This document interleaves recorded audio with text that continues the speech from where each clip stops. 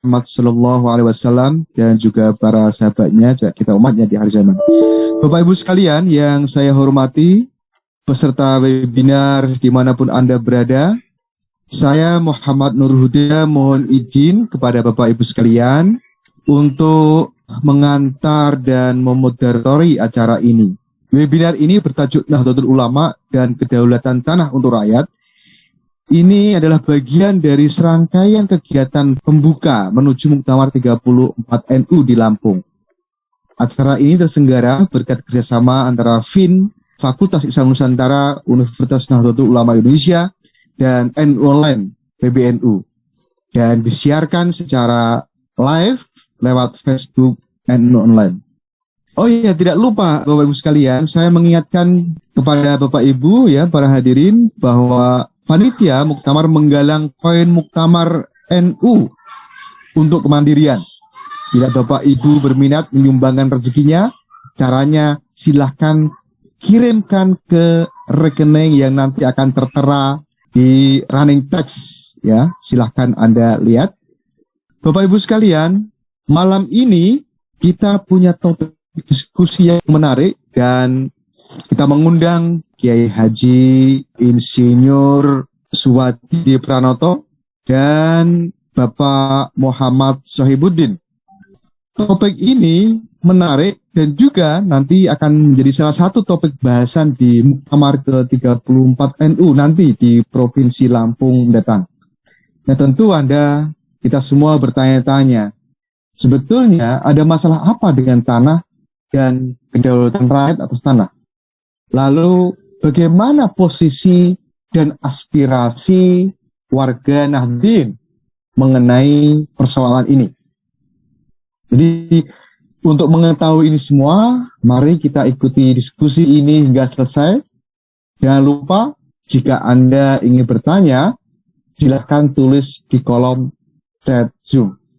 Oke, tanpa memperpanjang kalam, saya persilahkan kepada para pembicara untuk menyampaikan pandangannya. Yang pertama saya persilahkan kepada Bapak Muhammad Sohibuddin. Silakan Pak Sohib. Baik, terima kasih Saudara Moderator. Assalamualaikum warahmatullahi wabarakatuh. Assalamualaikum warahmatullahi wabarakatuh. Alhamdulillahirrabbilalamin. Assalatu wassalamu ala asyrafil anbiya'i wal mursalin Sayyidina Muhammadin wa ala alihi wa sahbihi ajmain.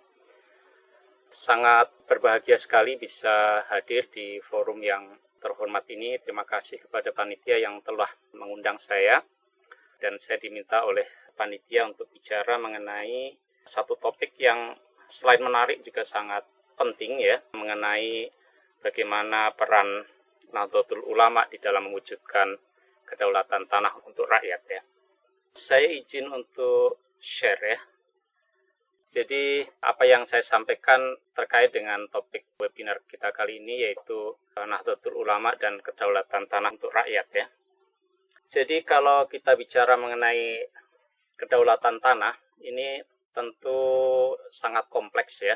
Dan sebetulnya itu tidak hanya bersangkut paut dengan tanah, tetapi lebih tepat disebut bersangkut paut dengan sumber-sumber agraria dalam arti yang utuh ya.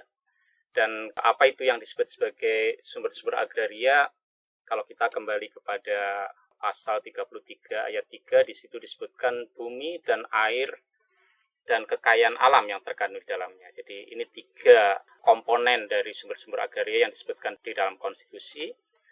Lalu di dalam Undang-Undang Pokok Agraria yang sebetulnya merupakan penjelasan ya, undang-undang implementasi dari pasal 33 ayat 3 ini, itu di dalam pasal 1 ayat 2 kalau tidak salah ditambahkan selain bumi dan air, lalu ada tambahan ruang angkasa ya, termasuk kekayaan alam yang terkandung di dalamnya. Jadi ada perkembangan juga mengenai pengertian apa itu yang disebut sebagai agraria, dan itu tidak terlepas dari perkembangan pemikiran sekaligus juga komponen-komponen dari sumber-sumber agraria yang dulunya tidak dianggap penting tapi kemudian belakangan menjadi penting ya. Ketika UUD 45 dirumuskan pada tahun 45, ruang angkasa itu belum dianggap sebagai sumber agraria yang penting gitu ya. Bahkan mungkin bukan dianggap sebagai sumber agraria, tetapi tahun 60 ketika UPA dilahirkan ya, disahkan, itu ruang angkasa menjadi salah satu sumber agraria yang juga penting. Sekarang semakin penting lagi ketika kita menghadapi krisis climate change gitu ya, lalu kemudian sesuatu yang dulu tidak pernah dibayangkan punya nilai ekonomi seperti karbon sekarang menjadi salah satu sumber agraria yang juga penting ya. Nah, jadi kalau kita bicara mengenai kedaulatan tanah sebetulnya tidak lepas dari sumber-sumber agraria yang semacam ini. Tanah itu sendiri sebetulnya di dalam UPA disebutkan permukaan bumi ya. Jadi hanya menyangkut aspek ini saja. Tetapi tanah tidak akan berarti tanpa ada air, tanpa ada kandungan mineral di dalamnya, tanpa ada hutan ya, tanpa ada tambang dan seterusnya dan seterusnya. Nah, masalah kedaulatan tentu sangat terkait dengan bagaimana sumber-sumber agraria ini dikuasai, lalu digunakan, kemudian diusahakan dan dinikmati hasilnya. Jadi kalau 4 hal ini kontrolnya itu tidak ada pada kita gitu ya, ditentukan oleh pihak yang lain, maka itu artinya tingkat kedaulatannya sangat rendah gitu ya. Kedaulatan itu akan terwujud kalau menyangkut 4 aspek ini, kita punya kendali yang cukup besar ya. Jadi bagaimana sumber-sumber agraria itu dikuasai, bagaimana itu digunakan, apakah kita punya kontrol dan keputusan menyangkut hal itu, bagaimana itu diusahakan, dan kalau sudah diusahakan ada surplus produksi, ada keuntungan dari situ, lalu kemudian hasilnya dinikmati oleh siapa. Kalau hasilnya justru dinikmati sebagian besarnya oleh pihak lain, tentu tingkat kedaulatan kita sangat rendah, meskipun kita menguasainya, menggunakannya, dan mengusahakannya secara mandiri misalnya, tetapi keuntungannya justru diambil oleh pihak lain misalnya ya. Nah, jadi 4 hal ini menjadi penting ketika kita bicara mengenai kedaulatan. Nah, yang jadi masalah adalah di dalam kenyataannya, 4 hal ini itu selalu merupakan relasi-relasi yang dikontestasikan ya. Jadi di antara banyak pihak itu selalu ada kontestasi mengenai bagaimana sumber-sumber agraria itu dikuasai, digunakan, diusahakan, dan dinikmati hasilnya. Sehingga yang sering kali kita temukan ya di dalam kenyataan itu adalah justru realitas yang tidak mencerminkan gambaran ideal di dalam pasal 33 ayat 3 itu ya, di mana bumi dan air dan kekayaan alam yang terkandung di dalamnya dikuasai oleh negara untuk sebesar-besar kemakmuran rakyat. Nah, dalam realitasnya tidak begitu ya. Dalam realitasnya itu relasi berbagai pihak itu melibatkan negara, swasta, perusahaan, masyarakat, rumah tangga petani, laki-laki dan perempuan, etnis yang berbeda-beda gitu ya. Itu justru seringkali ditandai oleh ketimpangan ya antar berbagai pihak itu. Lalu ada ketidakpastian, dan terutama ketidakpastian itu dialami oleh masyarakat kecil ya, karena hak-haknya seringkali tidak diakui begitu, dan akibatnya kemudian terjadi disharmoni dan pada akhirnya konflik gitu ya. Nah, inilah yang menjadi masalah sebetulnya. Dan akar masalah ini tentu kompleks, ada faktor sejarah di balik itu, ada sejarah penjajahan dan seterusnya, lalu juga ada politik dan kebijakan dari pemerintah itu sendiri yang mengutamakan sebagian kelompok, merugikan kelompok yang lain, misalnya begitu. Lalu juga ada penetrasi pasar, ada sekarang ini kita sebut ada land grabs ya, perampasan tanah skala global gitu ya. Biasanya itu di-drive oleh macam-macam ya, antara lain juga oleh bahan bakar nabati ya, karena merespon krisis iklim, lalu bahan bakar fosil didorong untuk berubah menjadi bahan bakar nabati, tetapi untuk memproduksi bahan bakar nabati itu hutan dikonversi menjadi kelapa sawit, menjadi perkebunan tebu, dan seterusnya. Juga tanah-tanah masyarakat adat diambil alih ya, itulah yang disebut sebagai land grab. Nah, ini semua mengakibatkan relasi-relasi sosio-agraria menyangkut penguasaan, penggunaan, pengusahaan, dan bagaimana hasilnya itu dinikmati, seringkali tidak ideal dan kemudian banyak sekali masalah yang kita temukan di situ. Misalnya saja menyangkut bagaimana penguasaan sumber-sumber agraria itu, ketika relasinya seperti ini, maka yang kita temukan di lapangan adalah adanya ketidakpastian hak ya. Tenure insecurity terutama dialami oleh masyarakat lokal, masyarakat adat, perempuan begitu ya, dan seterusnya. Lalu yang kedua adalah kita juga melihat bagaimana di dalam penguasaan ini sebagian besar masyarakat itu justru sangat terbatas ya di dalam penguasaannya atas sumber-sumber agraria. Bahkan tidak ada sama sekali gitu ya. Itu artinya ada ketimpangan yang luar biasa. Lalu juga di dalam hal penguasaan ini kita melihat praktek kebijakan yang dimana pemerintah itu seringkali lebih memprioritaskan alokasi tanah, hutan, dan segala macam itu untuk perusahaan besar ketimbang untuk masyarakat. Ya, nanti kita akan jelaskan itu. Begitu juga di dalam bagaimana sumber-sumber agraria itu digunakan, seringkali itu juga sangat timpang, dan ketimpangan itu karena biasanya keputusan-keputusan mengenai bagaimana penggunaan tanah itu, yang itu artinya menyangkut kebijakan tata ruang, itu sangat bias kepentingan urban, bias kepentingan industri, bias kepentingan korporasi, begitu ya. Misalnya kalau kemudian infrastruktur itu dibuka yang harus mengambil alih tanah masyarakat, itu seringkali dijustifikasi sebagai untuk kepentingan umum, gitu ya. Tetapi siapa yang dilayani oleh apa yang disebut sebagai pembangunan infrastruktur itu? Seringkali yang dilayani adalah pelaku-pelaku usaha besar, gitu ya. Yang dilayani adalah masyarakat urban ketimbang masyarakat petani dan pedesaan, misalnya begitu ya.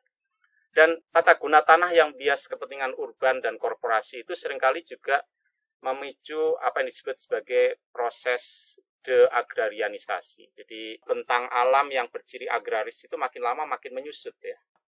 Sawah dikonversi menjadi bangunan, hutan dikonversi menjadi perkebunan sawit dan seterusnya. Dan itu artinya juga dia menyumbang kepada emisi karbon ya, dan artinya dia juga berimplikasi kepada climate change gitu ya.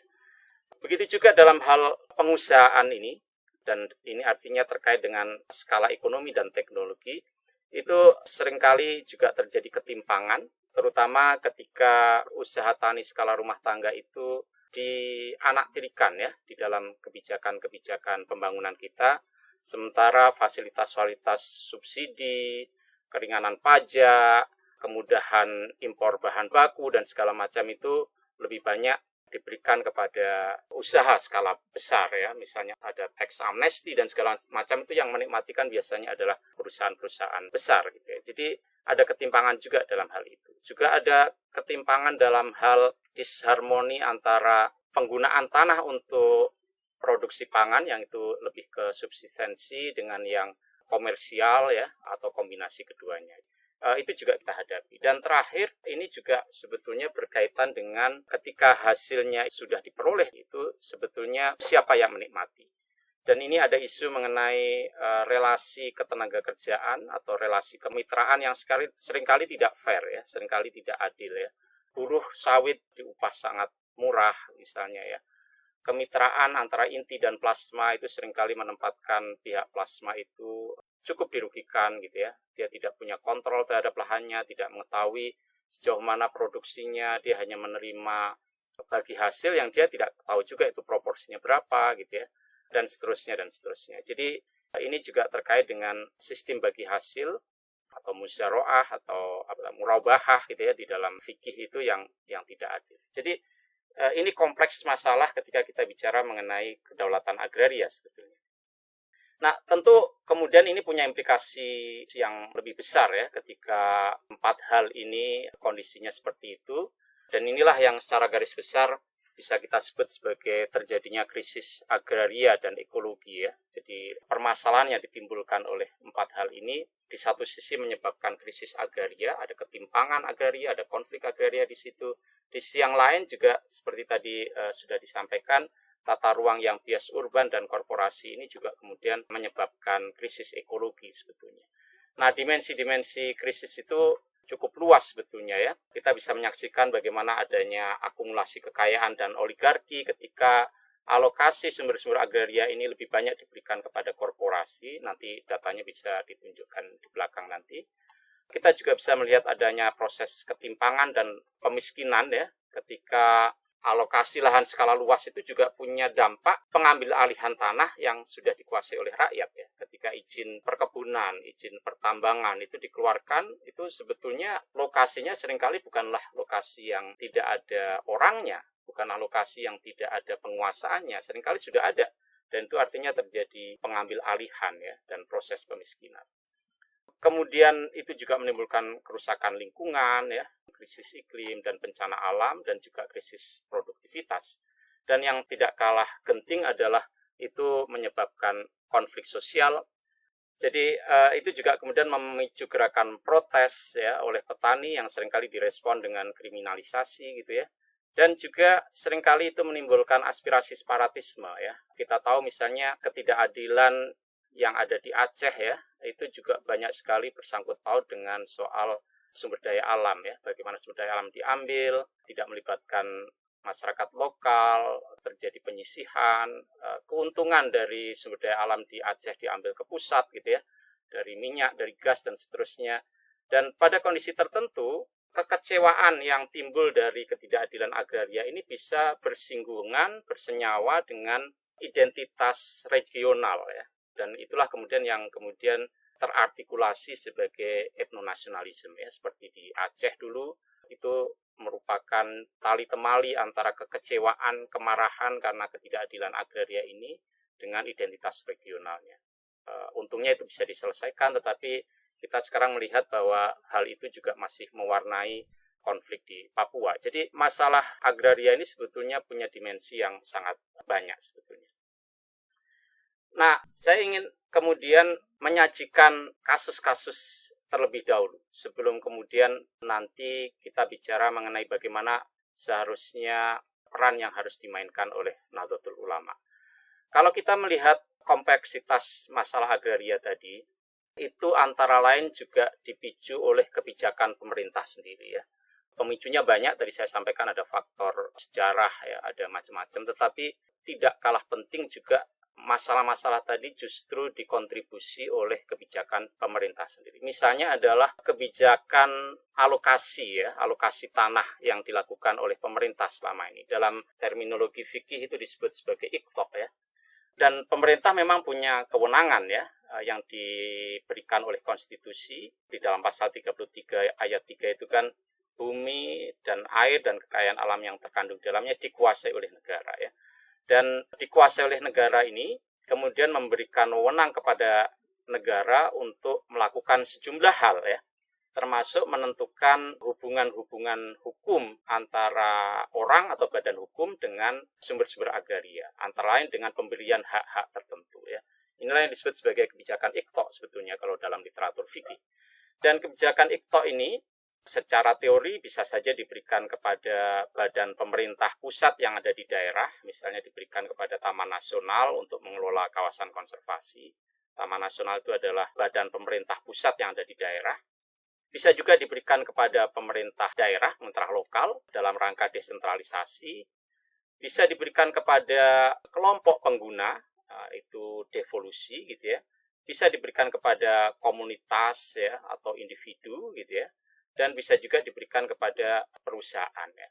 Nah, kemudian kalau kita lihat ya, kalau kita petakan kan sebetulnya bisa kepada instansi pusat, bisa pemerintah daerah, bisa badan hukum, bisa kepada rakyat dengan spektrumnya ya, mulai dari individu sampai kelompok, sampai desa, sampai komunitas adat ya. Dan itu kemudian menghasilkan beberapa skema kebijakan ini.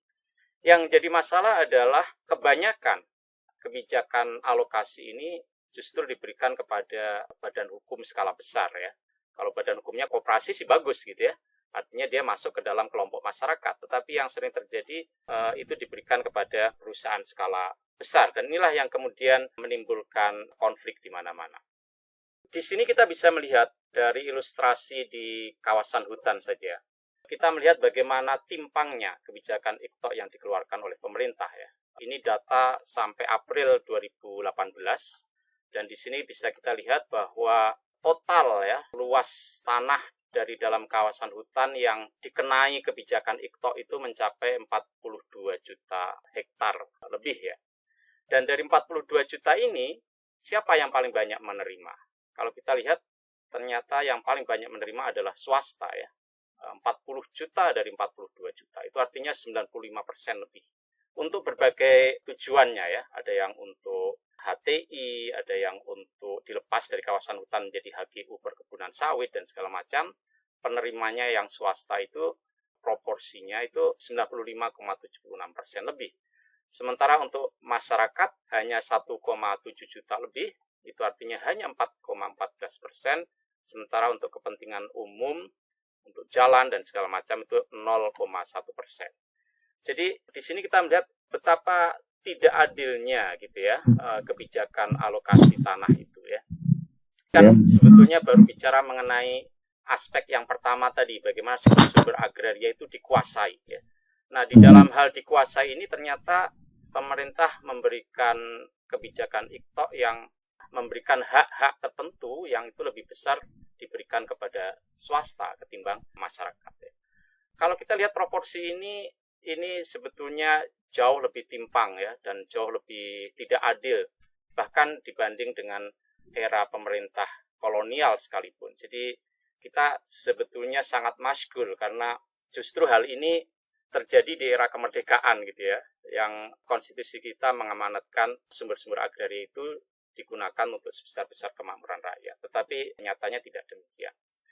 Ada yang berargumentasi bahwa dengan pemberian pada skala besar itu akan menciptakan lapangan kerja, akan ada investasi, itu akan menumbuhkan ekonomi ya. Itu tentu tidak sepenuhnya salah ya. Tetapi yang jadi soal adalah proporsinya yang sudah sangat tidak adil semacam ini. Dan argumen-argumen mengenai penyerapan tenaga kerja itu sebetulnya juga tidak sepenuhnya benar ya, sebagaimana nanti akan kita tunjukkan. Yang juga menjadi ironi adalah bahwa ternyata produksi ketimpangan ya akibat kebijakan IKTO ini justru terjadi paling besar di era reformasi ya. Jadi kalau kita bandingkan berapa tahun ya kabinet pembangunan itu, hampir 30 tahun ya, 29 tahun atau 30 tahun lah ya. Dengan era reformasi yang dari 98 sampai sekarang itu kira-kira berapa? 22 tahun ya. 22 tahun itu produksi ketimpangannya lebih besar ketimbang era Orde Baru yang 30 tahun. Padahal kita sering merasa bahwa era reformasi itu adalah era demokrasi ya. Sementara era Orde Baru itu adalah era otoritarianisme. Tetapi demokrasi kita terbukti hanya demokrasi prosedural, demokrasi politik, tetapi jauh sekali bahkan mengkhianati arti atau substansi dari demokrasi ekonomi sebetulnya. Dan ini bisa ditunjukkan dari data ini gitu ya. Ini tentu punya dampak lanjutan pada ketimpangan di antara petani. Jadi ketimpangannya itu tidak semata-mata antara perusahaan ya, dengan rumah tangga petani, dengan rakyat begitu ya, tetapi juga di antara petani itu juga kemudian kondisinya semakin timpang.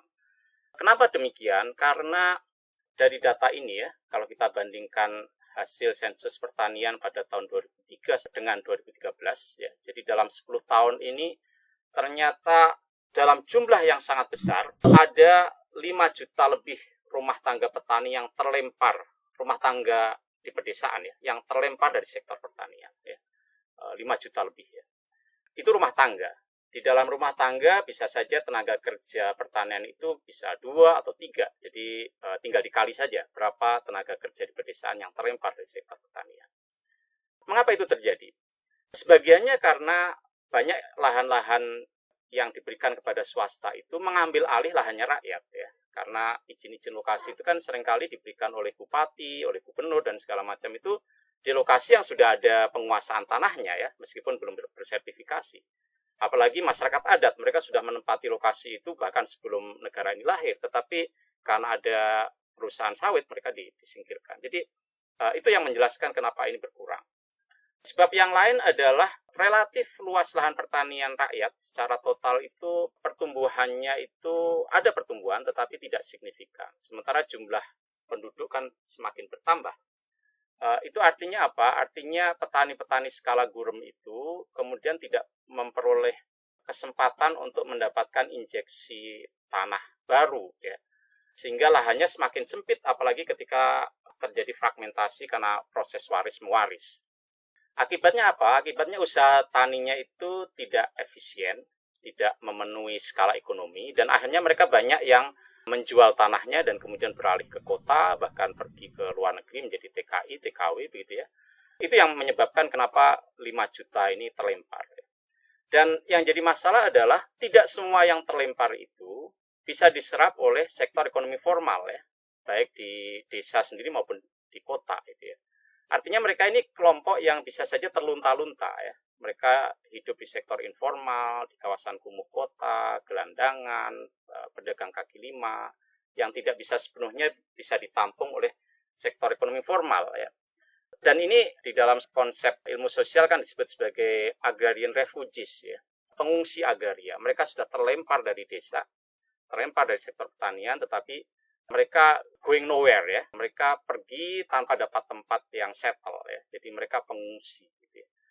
Nah, ini sebetulnya yang menjadi masalah ya, dan kemudian dengan mudah populisme agama itu sebetulnya bermain-main dengan kelompok-kelompok seperti itu sebetulnya. Nah, di sisi yang lain kita melihat bahwa pada kelompok petani golongan menengah ini kemudian terjadi mobilitas vertikal ya. Karena itu jumlah petani kelas menengah ini berkurang karena sebagiannya naik ke sini, lalu terjadi konsolidasi petani kaya ya, sehingga bertambah cukup besar ya, 22%. Sementara yang lain kan berkurang ya. Dan konsolidasi ini juga tercermin di dalam penguasaan tanahnya. Jadi kita melihat ketimpangan ini semakin tinggi di antara petani, dan ini terlihat di dalam data sensus pertanian 2013 yang kita olah ini. Kita bandingkan misalnya populasi golongan petani gurem dan kecil itu jumlahnya itu berapa ini ya? 87 ya, 87% jumlah populasinya ya. Dari total rumah tangga petani itu 87% itu mereka yang gurem dan kecil ini. Tapi lahan yang dikuasai kurang dari 50% ya, hanya 45% ya. Jadi yang 80% lebih hanya menguasai lahan kurang dari 45%. Total lahannya itu hanya 45%. Sementara golongan menengah dan kaya yang jumlahnya hanya 13%, lahan yang dikuasai itu lebih dari 50% ya. Nah, ini kan kondisinya semakin timpang seperti ini. Dan ini sesungguhnya sesuatu yang mengkhawatirkan sebetulnya ya. Nah, dampak yang berikutnya adalah kita melihat ini kaitannya dengan digunakan tadi ya. Tadi kan dikuasai, lalu yang berikutnya adalah digunakan. Nah, kita juga melihat terjadinya ketimpangan dalam penggunaan lahan ya, dan dalam tata ruang itu. Ini misalnya tercermin di dalam data PODES tahun 2012 ini, di mana kita melihat desa-desa dengan lanskap dominan sawah ya, desa-desa persawahan, itu turun drastis ya, dari berapa ini ya, 70% pada tahun 2003 ini menjadi berapa ini, 40-an% ya pada tahun 2011 ya. Dan itu juga tercermin di dalam data konversi lahan sawah kita ya, yang dikeluarkan oleh BPS, yang setiap tahunnya itu lebih dari 100.000 hektar sawah kita itu terkonversi menjadi peruntukan non pertanian ya. Bisa pemukiman, bisa jalan tol, bisa kawasan industri dan seterusnya. Jadi kita melihat di sini terjadinya apa yang disebut sebagai deagrarianisasi ya. Kalau tadi dampak kedua itu kan berkurangnya petani, terlemparnya petani menjadi agrarian refugees ya. Nah, sekarang ini dari sisi bentang alamnya juga begitu ya. Bentang alam yang berciri agraris itu semakin menyusut ya. Dan ini kan menjadi problem yang serius karena ini soalnya adalah soal ketahanan pangan, soal sustainability ya, karena itu terkait dengan kelestarian lingkungan dan seterusnya ya. Masalahnya juga adalah ketika lahan-lahan sawah ini menyusut, lahan-lahan pertanian pangan ini menyusut, dan kemudian banyak terkonversi menjadi lahan perkebunan, karena itu desa-desa berciri perkebunan meningkat, itu kemudian juga punya implikasi yang lebih luas ya. Tadi saya sudah menyampaikan bahwa dengan memberikan ruang bagi investasi skala luas untuk usaha perkebunan atau kehutanan, itu akan tercipta lapangan kerja yang lebih besar. Tetapi di sini dari data rata-rata dunia ya, ini data global ya, yang mengeluarkan Bank Dunia, itu penyerapan tenaga kerja pada usaha korporasi itu ternyata sangat kecil sekali. Ya, misalnya kalau lahan itu digunakan untuk gandum dalam skala luas ya, skala korporasi, skala industrial, maka per 1.000 hektar itu jumlah tenaga kerja yang diserap cuma 10 ya, karena sangat termekanisasi. Kelapa sawit per 1.000 hektar itu hanya 350 orang ya yang diserap ya.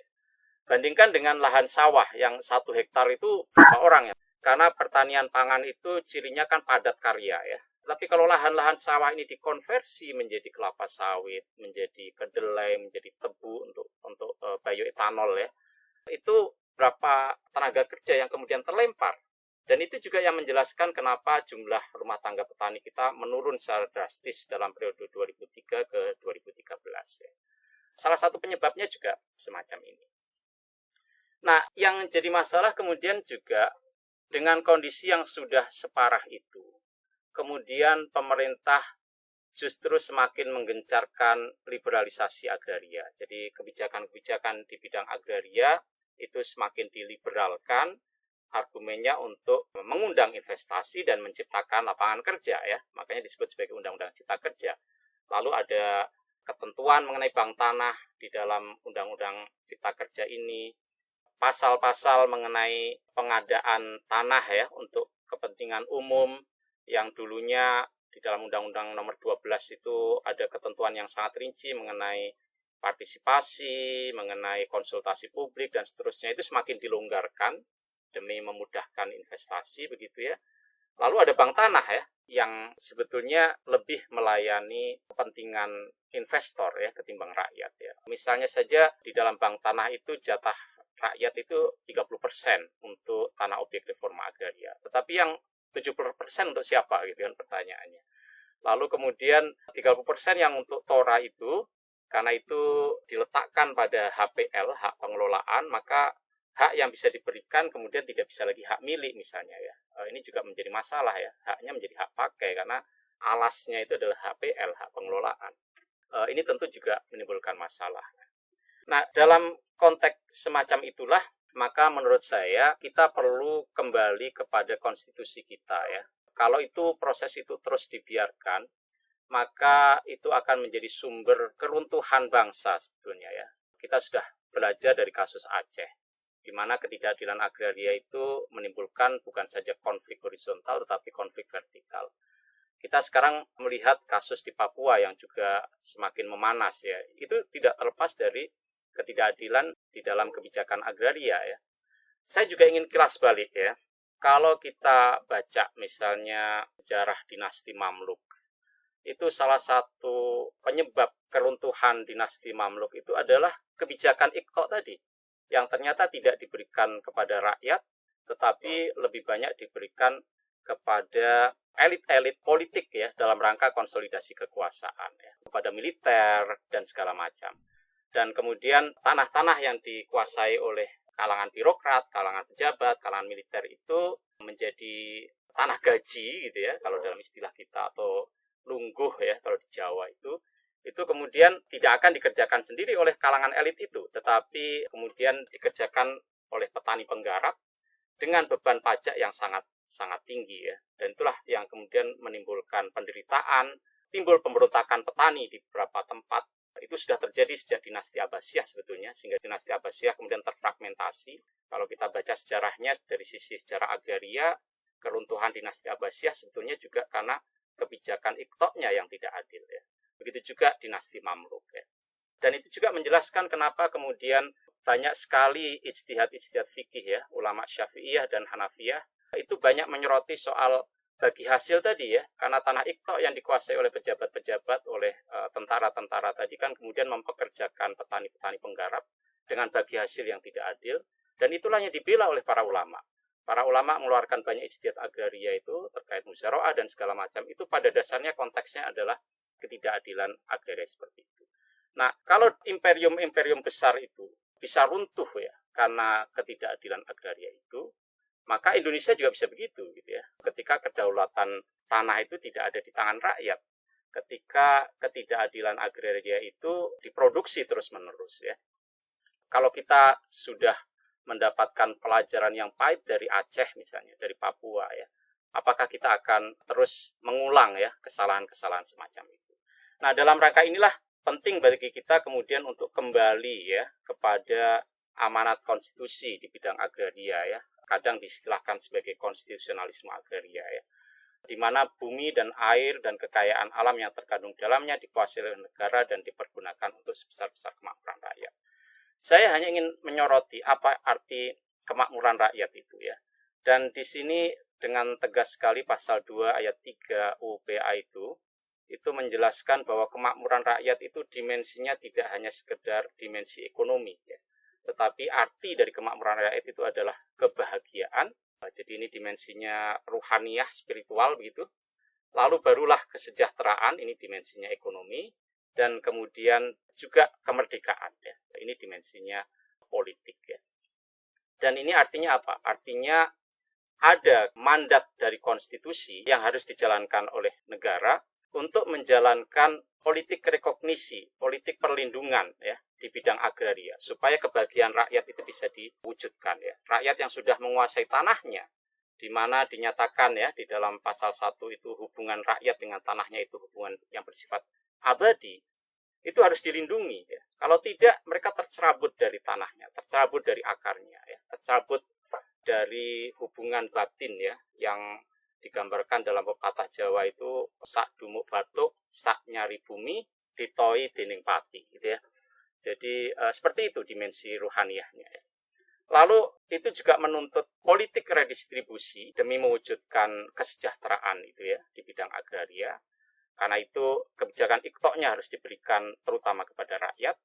Dan kemudian menyangkut kemerdekaan berarti di sini negara harus menjalankan politik partisipasi dan representasi yang harus dijamin ya di bidang agraria. Dan kembali ke semangat inilah yang saya kira harus didorong oleh NU ya. Kenapa demikian? Karena selain itulah cita-cita kemerdekaan kita. Cita-cita kemerdekaan kita itu kan juga mengandung dimensi kemerdekaan di bidang agraria ya. Kenapa? Karena pengalaman penjajahan itu di era kolonial itu juga sangat dirasakan di bidang agraria. Bagaimana jalur rempah itu dirusak ya oleh para pedagang Eropa. Bagaimana monopoli atas rempah itu dipaksakan. Bahkan di Maluku itu tanaman di bumi hanguskan, perkampungan di bumi hanguskan supaya mereka mau menerima monopoli itu. Bagaimana sistem tanam paksa itu dijalankan di wilayah Priangan dan kemudian di tempat-tempat lain. Bagaimana domain verklaring ya yang menyatakan tanah yang tidak bisa dibuktikan sebagai milik pribadi otomatis dia tanahnya negara ya. Dan atas dasar klaim sepihak itu lalu negara bisa memberikan hak erpah pada perkebunan-perkebunan besar ya. Jadi pengalaman penjajahan itu dialami sebagai pengalaman agraria juga. Dan karena itu aspirasi kemerdekaan itu sebetulnya juga sangat mengandung dimensi agraria ini. Nah, NU ya sebagai salah satu pihak yang berkontribusi pada kemerdekaan kita itu harus juga kembali ke semangat ini. Apalagi UPA ini dirumuskan dengan proses yang sangat panjang, 12 tahun ya. Di dalam 12 tahun itu 4 panitia dibentuk ya, berganti-ganti. Mulai dari panitia Jogja, waktu ibu kota masih di Jogja, lalu ke Jakarta dibentuk panitia Jakarta, lalu 2 panitia terakhir dipimpin oleh Suwahyo dan kemudian Sunaryo, dan 2 orang ini adalah tokoh NU. Jadi NU itu berperan besar di dalam merumuskan Undang-Undang Pokok Agraria, dan karena itu secara moral, secara historis NU juga berkewajiban untuk mengawal pelaksanaan UPA ini. Nah, saya kemudian akan lanjut membicarakan pengertian kemakmuran rakyat tadi ya. Jadi kemakmuran rakyat tadi kan diartikan kebahagiaan, kesejahteraan, dan kemerdekaan, dan implikasinya itu kemudian menciptakan entitlement pada warga negara bahwa hak kewarganegaraannya itu hanya akan terpenuhi kalau negara bisa mewujudkan politik rekognisi dan pelindungan, politik redistribusi, dan politik partisipasi atau representasi di bidang agraria. Dan inilah yang kemudian dimuat ya di dalam UPA, dan inilah yang harus dikawal oleh NU saya kira, di mana pilar pertama yaitu politik perlindungan dan rekognisi itu kemudian dijabarkan secara cukup rinci di dalam UPA. Dan ini sebetulnya di dalam hasanah fikih dan usul fikih ini kan sebetulnya merupakan pelaksanaan prinsip dari hifdzul mal, melindungi harta rakyat ya, dan juga hifdzun nasl ya, melindungi kepentingan generasi mendatang ya. Kalau semua lahan itu diberikan kepada pengusaha atas nama investasi, sementara periode HGU itu 75 tahun, berarti 2 generasi atau malah 3 generasi tersandera, tidak bisa memperoleh tanah, misalnya begitu ya. Dan ini kalau kita baca lebih rinci itu sangat detail ya elaborasinya di dalam UPA. Jadi menyangkut perlindungan dan rekognisi terhadap hak atas tanah yang sudah ada, itu ada beberapa pasal ya yang kemudian menjelaskan, dan UPA juga secara eksplisit menyatakan bahwa hukum agraria nasional itu adalah hukum adat gitu ya. Dan itu sesuatu yang logis karena sebelum negara ini ada, Lebih dulu ada masyarakat adat ya, masyarakat Bumi Putra itu ya, dengan hukumnya yang berbeda-beda dari satu tempat ke tempat lain. Dan kalau itu sudah ada, lalu negara hadir belakangan, maka tentu negara harus mengakui hukum adat itu ya. Meskipun kemudian ada beberapa ketentuan ya, sepanjang tidak bertentangan dengan kepentingan nasional dan harus mengindahkan hukum agama begitu ya. Kemudian juga harus ada perlindungan golongan ekonomi lemah dari hubungan yang bersifat eksploitatif. Dan ini saya kira sangat penting ya, penegasan bahwa yang dilindungi itu adalah golongan ekonomi lemah. Kenapa kok istilah ini muncul ya? Karena UU PA ini sebetulnya merupakan respon ya terhadap kebijakan era kolonial di mana pada waktu itu diterapkan sistem apartheid ya. Jadi negara-negara yang dijajah Belanda itu biasanya punya tradisi apartheid, termasuk di Afrika Selatan. Di mana setiap golongan itu punya hukumnya sendiri ya. Golongan Bumi Putra punya hukum sendiri, golongan Eropa punya hukum sendiri, golongan Arab punya hukum sendiri, golongan Timur dan Timur Jauh punya hukum sendiri. Dan itu kemudian menimbulkan politik identitas kan sebetulnya gitu ya. Dan inilah yang kemudian dibongkar oleh UPA, bahwa yang relevan untuk diperdulikan, dilindungi itu bukanlah golongan berbasis identitas, tetapi adalah golongan yang ekonominya lemah ya, golongan yang tereksploitasi ya. Tidak peduli dia itu entah WNI keturunan, entah WNI asli, entah macam-macam, itu nggak relevan. Tapi yang relevan adalah apakah golongan ekonomi lemah ini dilindungi atau tidak ya dari hubungan-hubungan yang bersifat eksploitatif. Nah, makanya ada rincian pemilikan dan penguasaan tanah itu tidak boleh melebihi batas.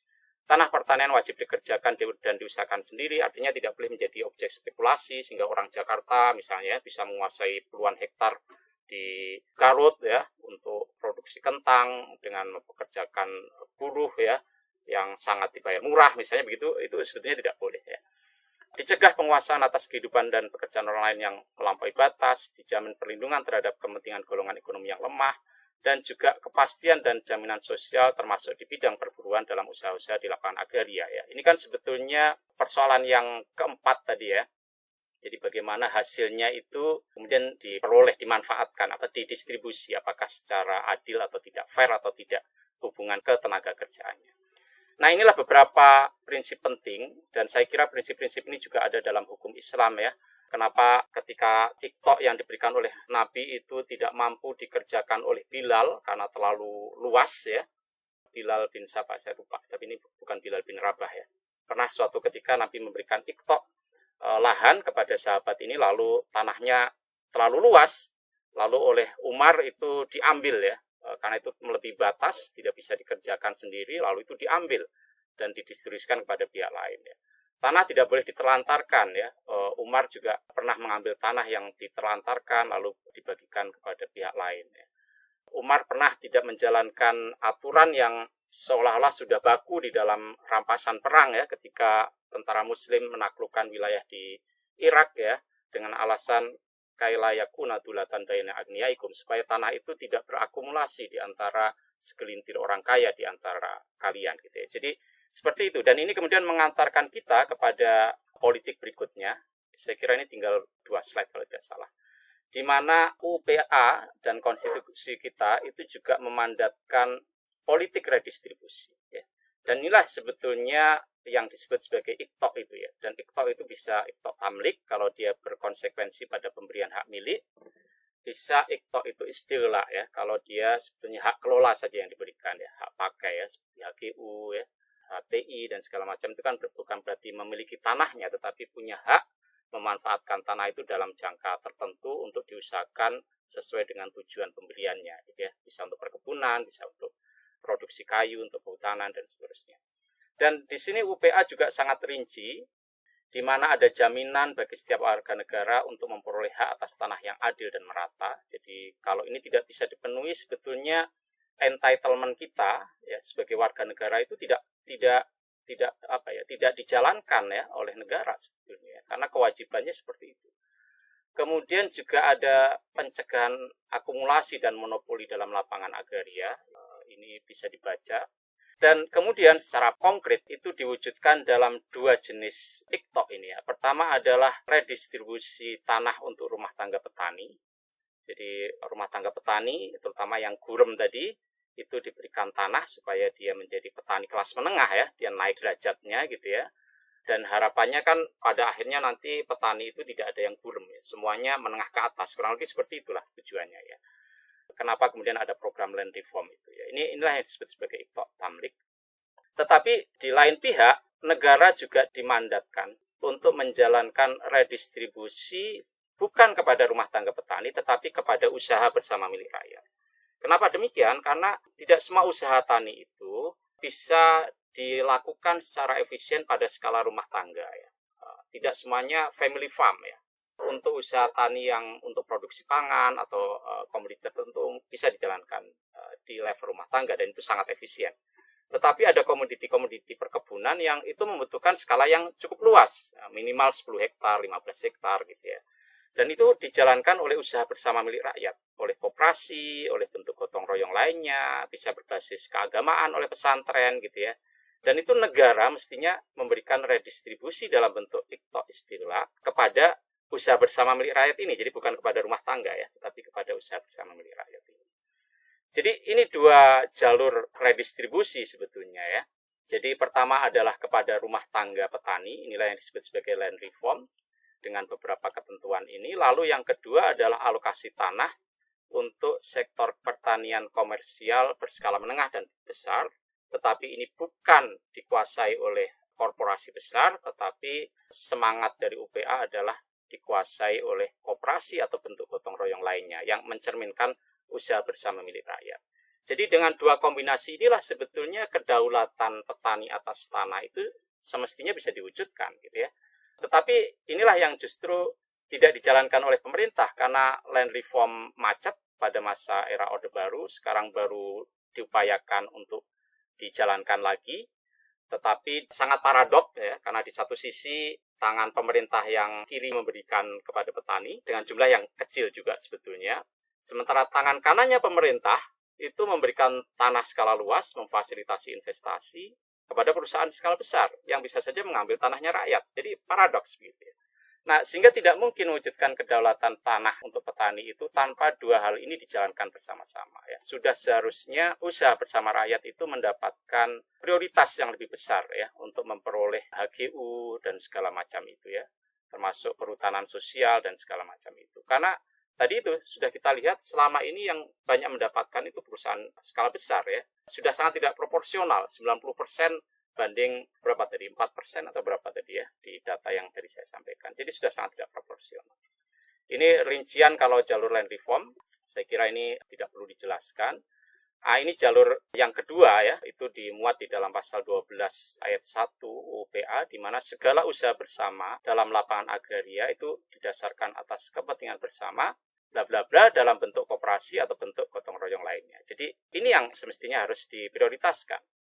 Barulah pada pasal 12 ayat 2 dinyatakan negara dapat ya, ini bunyinya dapat bukan harus, bersama-sama dengan pihak lain menyelenggarakan usaha bersama dalam lapangan agraria. Nah, di dalam penjelasan pasal 12 ayat 2, pihak lain ini barulah disebutkan di situ adalah pengusaha swasta. Jadi ini sebetulnya bukan prioritas ya, dapat saja gitu ya, tetapi praktek yang terjadi kan justru ini yang mendapatkan prioritas selama ini, terutama di era reformasi, sehingga kita melihat struktur ketimpangan yang sudah demikian mendalam tadi ya. Akhirnya ini menggambarkan 1% populasi menguasai 60% aset agraria nasional misalnya begitu. Sementara kita yang 99% ini hanya menguasai sisanya, kurang lebih begitu. Dan itu karena kebijakan IKTO yang dijalankan oleh negara.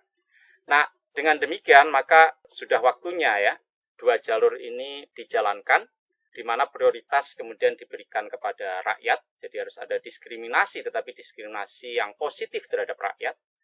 Jadi kalau sebelumnya yang dapat banyak itu perusahaan, maka sekarang ini harus diberikan kepada rakyat dengan berbagai skemanya. Gitu ya. Saya kira itulah yang semestinya dijalankan ya oleh NU, mendorong hal ini terjadi. Dan kalau ini terjadi maka sebetulnya industrialisasi pedesaan inilah yang nantinya bakal kita wujudkan gitu ya. Saya kira itu yang bisa saya sampaikan. Terima kasih. Baik, terima kasih Kiai Muhammad Sohibuddin yang telah menyampaikan paparannya secara jernih, sistematis, jelas, dan beliau menyampaikan fakta-fakta mengenai betapa senjangnya antara konstitusi, ya, apa yang tercantum dalam konstitusi dengan apa yang berjalan di lapangan. Jadi membangun kedaulatan tanah ini tampaknya ada jarak yang lebar antara apa yang seharusnya dilakukan oleh pemerintah dalam konstitusi, ya, dengan apa yang kenyataan yang terjadi di lapangan. Seharusnya sih bumi, air, ya, dan kekayaan yang ada di dalamnya itu dikuasai negara dan diperuntukkan sebesar-besarnya kemampuan rakyat. Tapi kenyataannya justru penguasaan tanah itu banyak dialihkan atau banyak berada di tangan oligarki. Saya kira itu salah satu poin penting yang disampaikan oleh Pak Muhammad Sohibuddin, yang jelas betapa pentingnya kebijakan negara, ya, yang turut mempengaruhi proses deagrarianisasi dan juga proses agrarian refugi tadi, ya.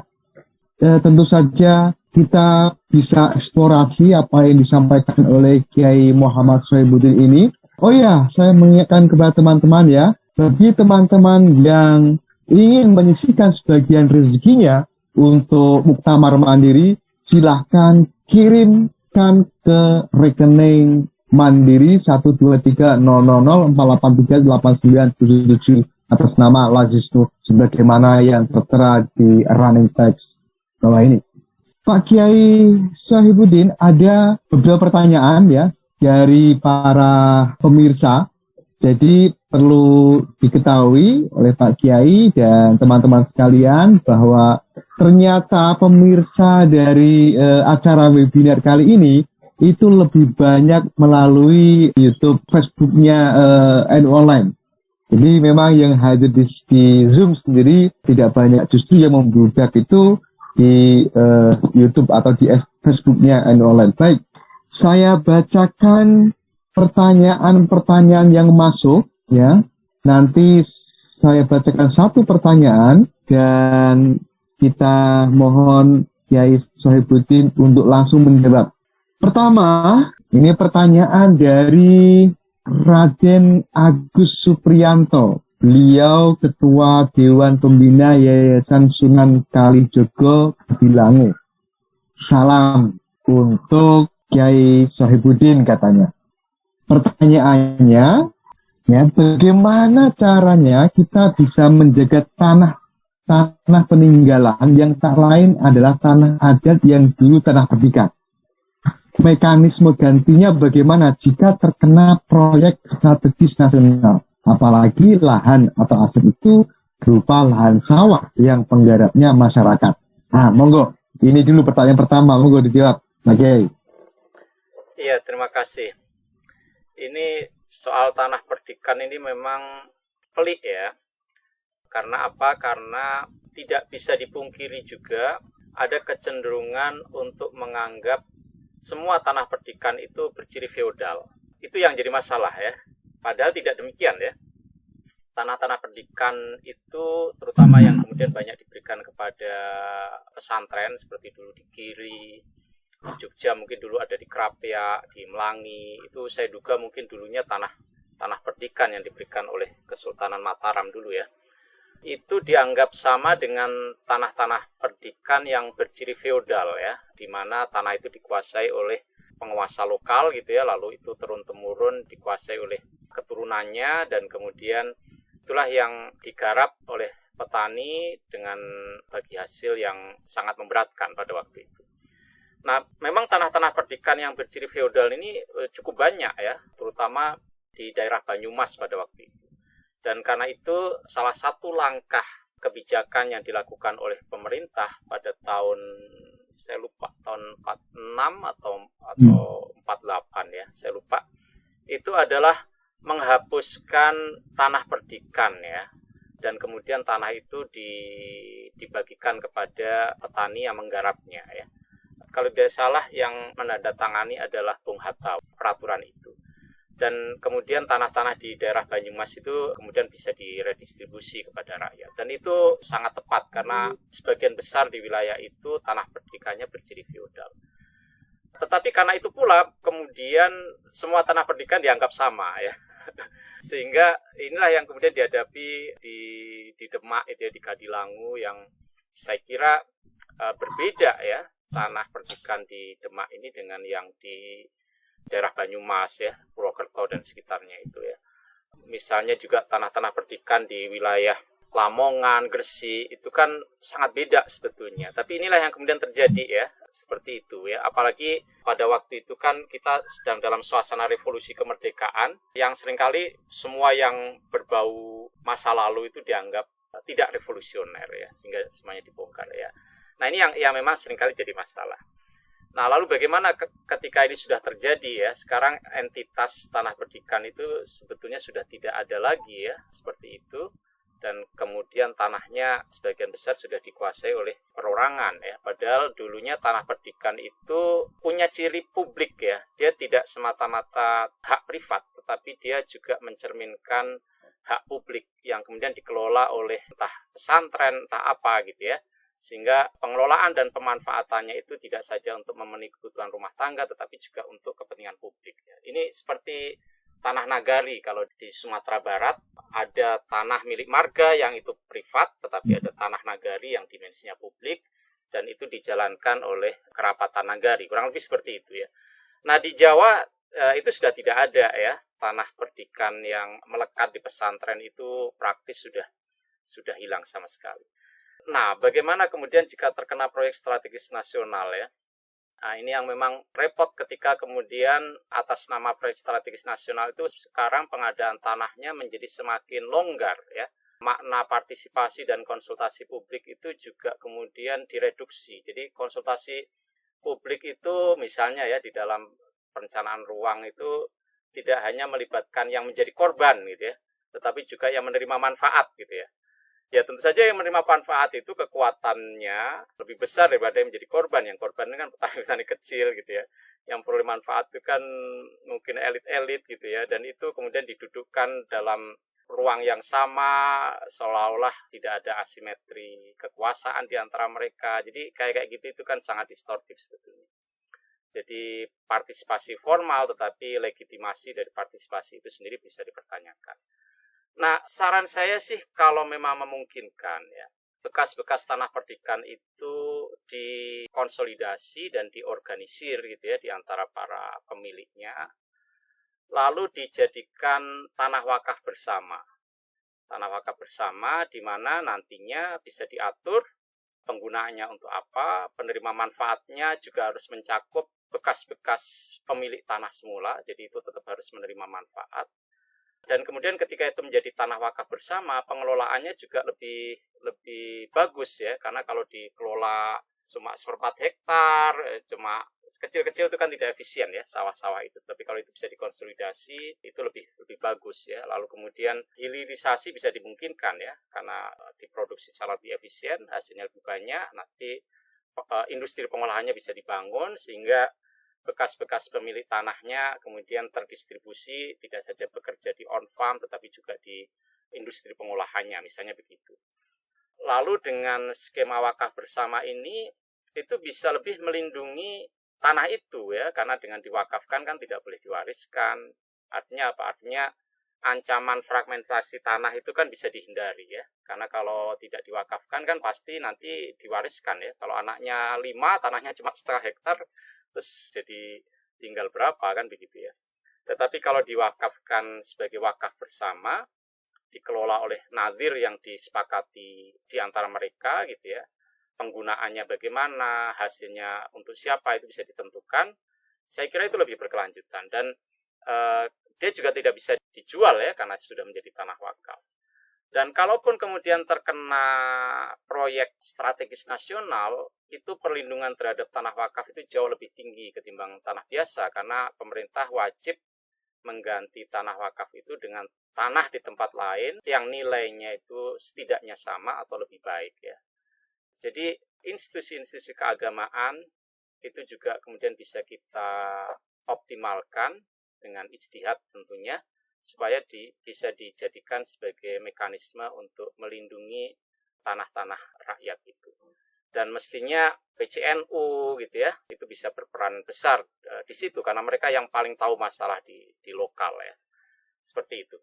Nah, ini sekedar eksplorasi, tapi salah satu yang saya usulkan adalah menggunakan mekanisme wakaf itu untuk bukan saja untuk menangkal kehilangan tanah ya, tetapi juga untuk semakin memproduktifkan tanah itu ketika dikelola pada skala yang lebih luas ya, dikonsolidasi dengan skema wakaf. Dan kalau itu jadikan tanah wakaf, sebetulnya juga kita bisa mengundang harta wakaf lain untuk menopang usaha tani di tanah wakaf itu ya. Kita bisa menggalang wakaf traktor, kita bisa menggalang wakaf untuk membangun irigasi di sawah itu dan seterusnya. Jadi satu wakaf akan menggulirkan wakaf yang lain ya.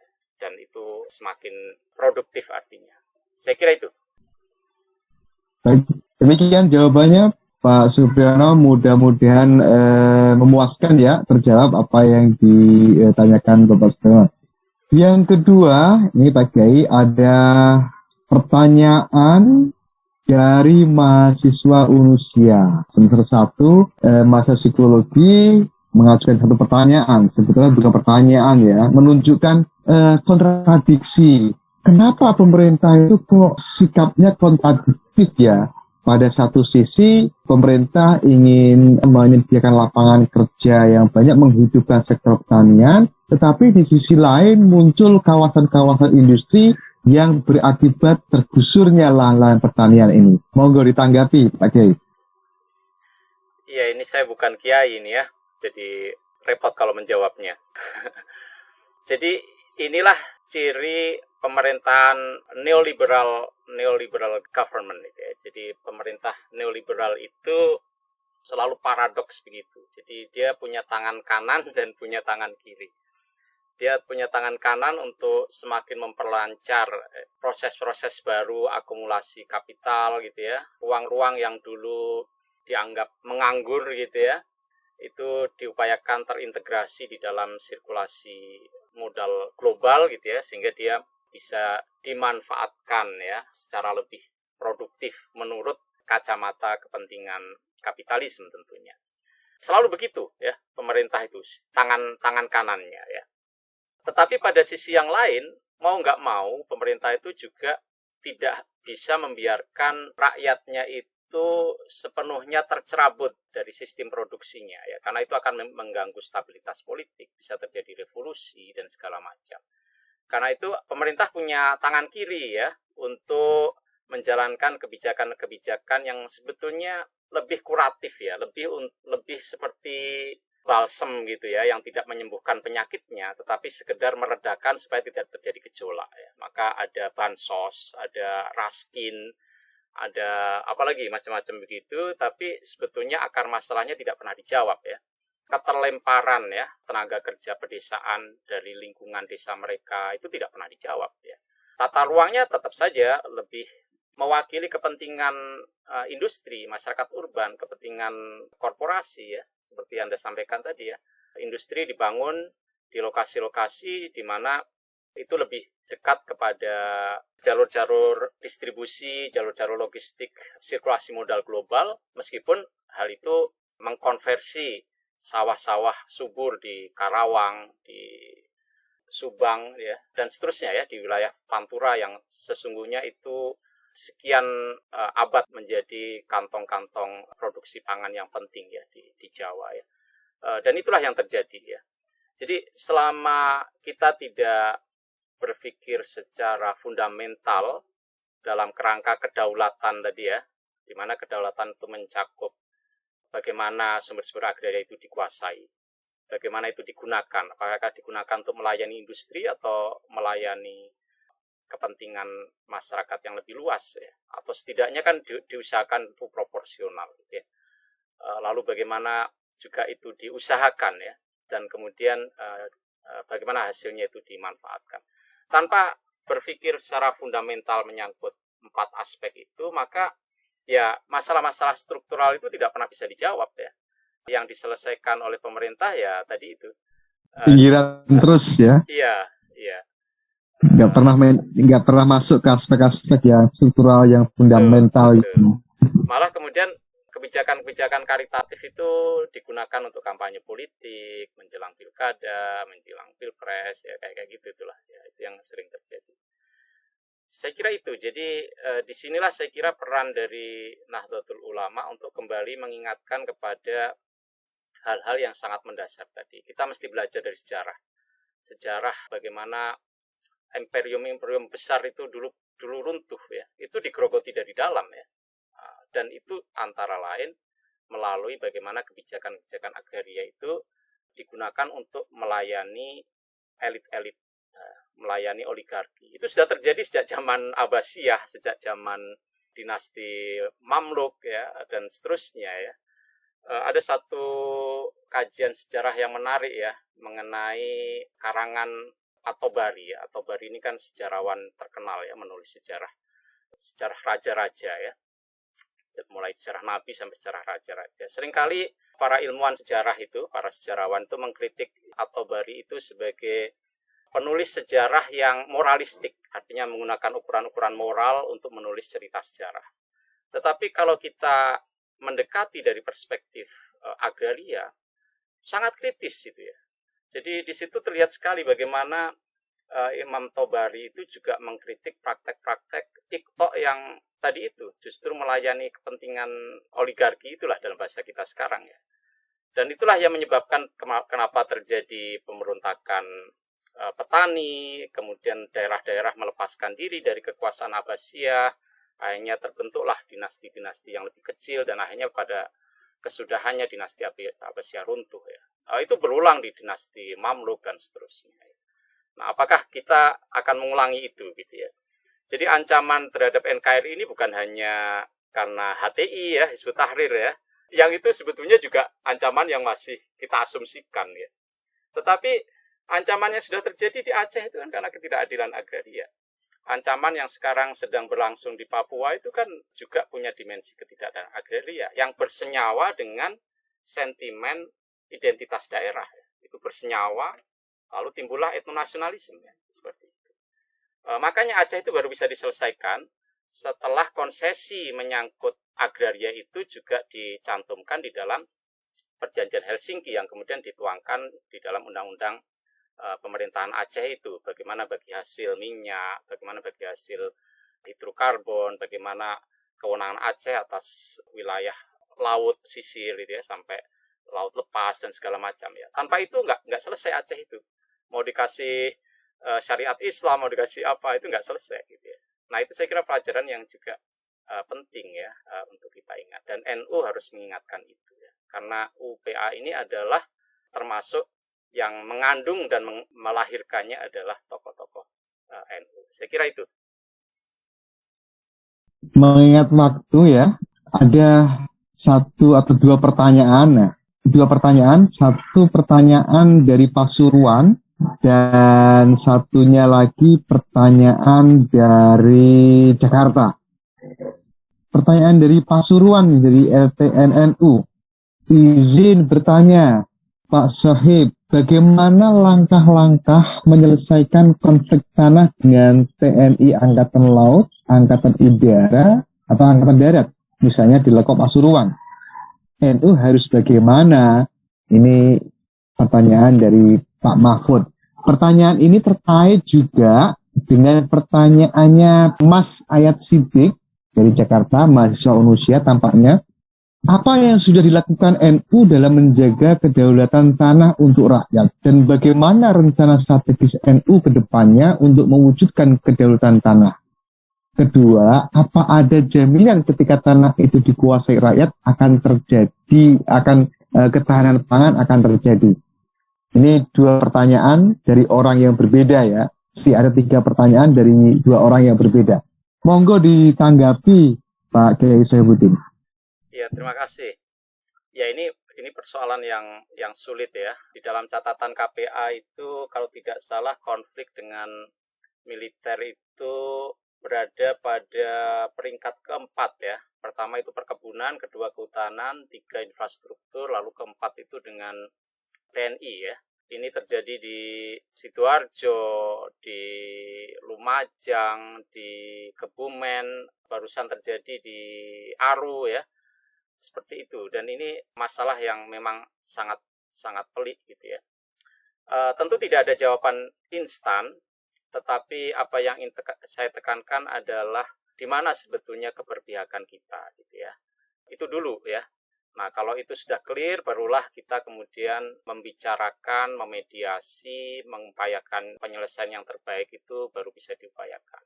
Tetapi kalau keberpihakan itu belum clear ya, belum tegas di kita, nah itu yang berikutnya itu tidak bisa dijalankan. Nah, saya kira kita harus kembali kepada positioning yang jelas itu terlebih dahulu. Baru kemudian pada tataran konkret, pada kasus-kasus yang spesifik, barulah kemudian kita bisa mengupayakan langkah-langkah penyelesaian yang terbaik. Saya kira dengan otoritas dan kewibawaan NU ya sebagai organisasi keagamaan seharusnya bisa menjadi pihak yang mengupayakan proses mediasi yang bisa menguntungkan rakyat. Saya kira seharusnya begitu peran yang dijalankan oleh NU. Tentu dalam aspek praktisnya ini tidak bisa dijawab ya karena masalahnya kan berbeda-beda ya antara satu lokasi dengan lokasi yang lain. Gitu ya. Itu yang pertama. Lalu yang kedua tadi strategi NU ya. Ada aspek-aspek yang NU mesti berperan sebagai penjaga moral bangsa dan itu diserukan dengan fatwa, dengan hasil-hasil bahsul masail dan segala macam yang itu juga artikulasinya harus sangat tegas ya. Itu satu hal yang harus dijalankan oleh NU ya sebagai organisasi keagamaan yang merasa punya tanggung jawab mengawal negara ini ya, keselamatan negara ini. Jadi itu yang harus clear ya, harus clear. Termasuk merespon Undang-Undang Cipta Kerja yang barusan dinyatakan inkonstitusional bersyarat oleh MK ya. Tapi bagaimana dalam 2 tahun nanti itu bukan hanya cacat formilnya yang diperbaiki, tetapi aspek materialnya yang banyak bermasalah itu juga harus diperbaiki. Itu saya kira suara NU juga harus tegas di situ. Tetapi NU juga punya organisasi, punya kepengurusan ya, punya banom ya, punya hierarki dari pusat sampai di bawah ya, ada MWC, ada ranting ya, dan seterusnya ya.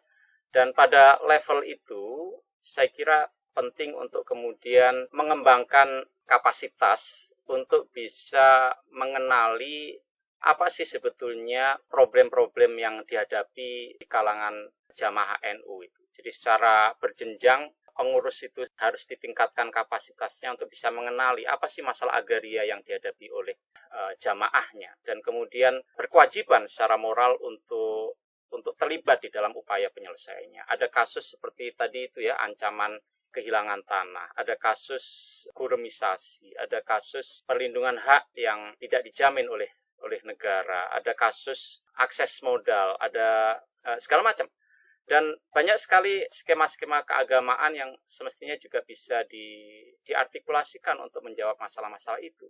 Jejaring NU juga bisa dioptimalkan melalui Lazisnu misalnya untuk mengoptimalkan crowdfunding untuk wakaf gitu ya, supaya finansialisasi atau kebutuhan modal pertanian itu bisa dijawab misalnya. Jadi Lazisnu tidak hanya untuk tanggap bencana misalnya, tetapi mengembangkan model-model pengembangan wakaf produktif misalnya yang kemudian ditawarkan. Dan itu sudah banyak dilakukan oleh yang lain.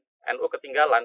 Misalnya saja di Sukabumi itu ada lembaga pengelola wakaf yang berhasil mengembangkan integrasi peternakan dan pertanian melalui skema wakaf. Macam-macam gitu ya. Jadi bagaimana kemudian pengenalan atas masalah agraria itu juga kemudian direspon dengan mengembangkan model-model pemberdayaan yang kreatif ya, termasuk dengan memanfaatkan skema-skema filantropi Islam ya, zakat, infak, sedekah, wakaf itu.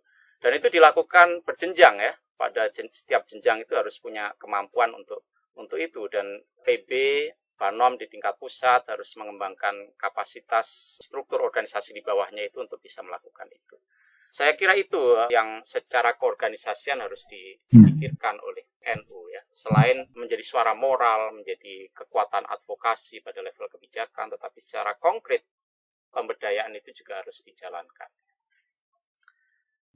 Saya ingin bertanya ya, sepengamatan Pak Kiai ini sebetulnya langkah-langkah NU itu sudah jelas atau sebenarnya dalam soal-soal konflik kayak gini abu-abu atau gimana menurut?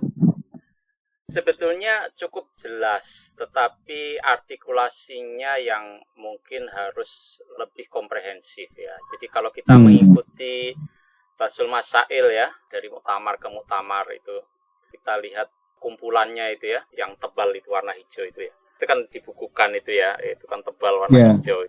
Itu kalau kita pilah-pilah, itu sebetulnya banyak membicarakan 4 hal tadi itu ya, bagaimana sumber-sumber agraria itu dikuasai, digunakan, diusahakan, dan manfaatnya itu dibagi secara adil gitu ya. Itu sebetulnya aspek-aspek itu ada gitu ya. Kemudian juga Munas di Mataram sudah bicara mengenai keharusan untuk redistribusi ya. Itu juga sudah mulai ya. Apa yang kemudian diperlukan adalah pemahaman yang lebih komprehensif mengenai sebetulnya amanat konstitusi di bidang agraria itu seperti apa.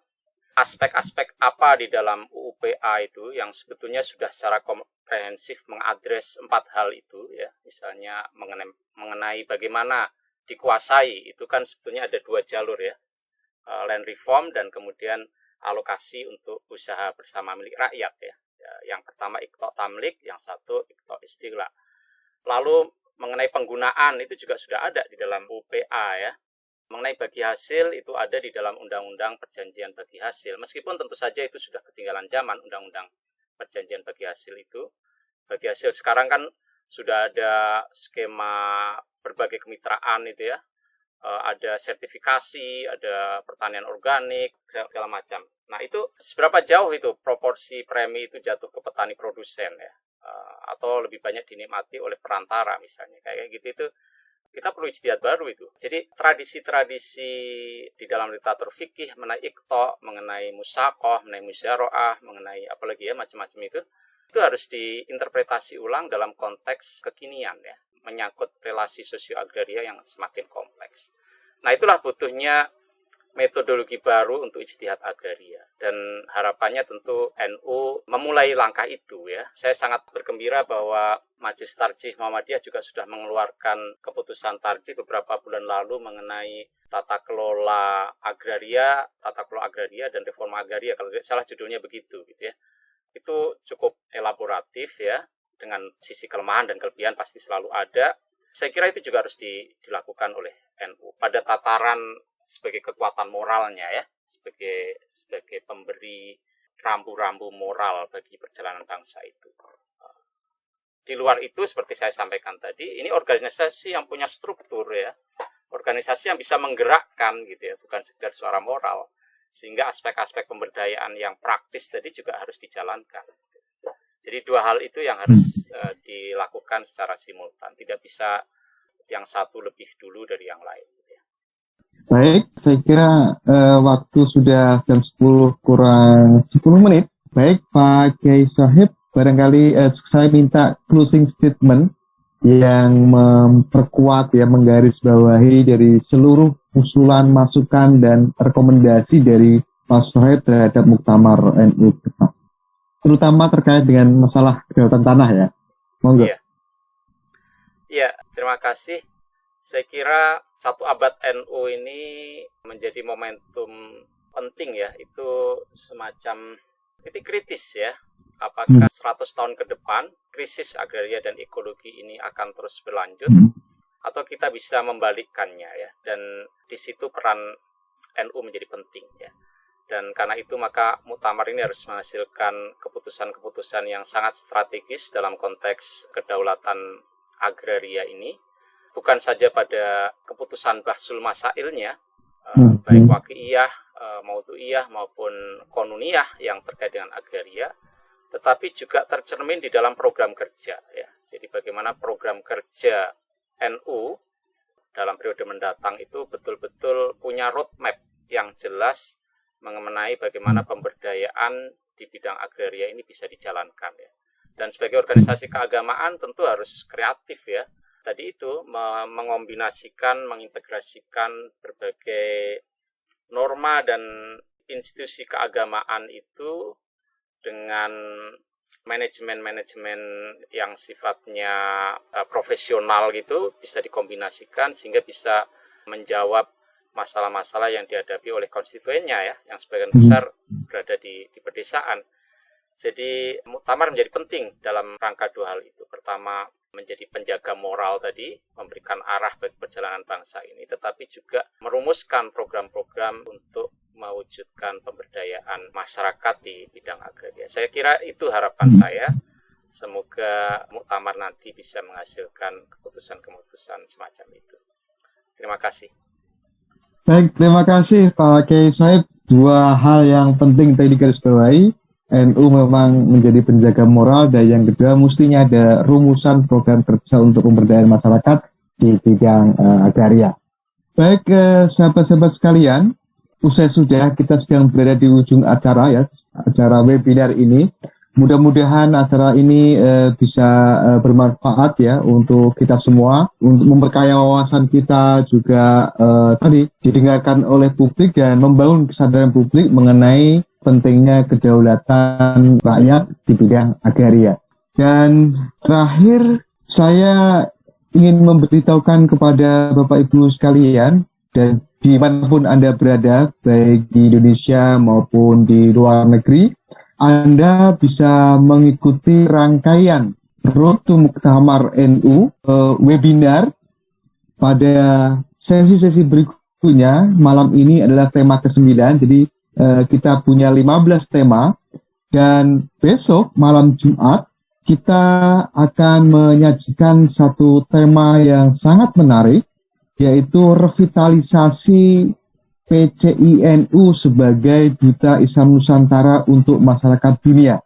Nanti akan berbicara para Rois Suriah dan Tanfidiyah dari PCINU Amerika, Kanada, dan Jerman. Ada Dr. Solahuddin Kafrawi dari Amerika dan Kanada. Lalu juga ada Pak Muhammad Rodi Billah, Ketua Tanfidiyah PCINU Jerman. Dan nanti akan dimoderatori oleh Ibu Ani Rufaidah yang merupakan Wakil Sekretaris PCINU Amerika Kanada, dosen S1 Psikologi Sosial UNUSIA. Baik, mari kita tutup bersama acara yang penuh berkah ini insyaallah dengan bacaan hamdalah. Alhamdulillah. Alhamdulillahirrahmanirrahim. Terima kasih Kiai Sohibuddin. Terima kasih Kiai Sohibuddin. Terima kasih. Kesalahan, ada salah hilaf. Sudah bagus sekali Kiai.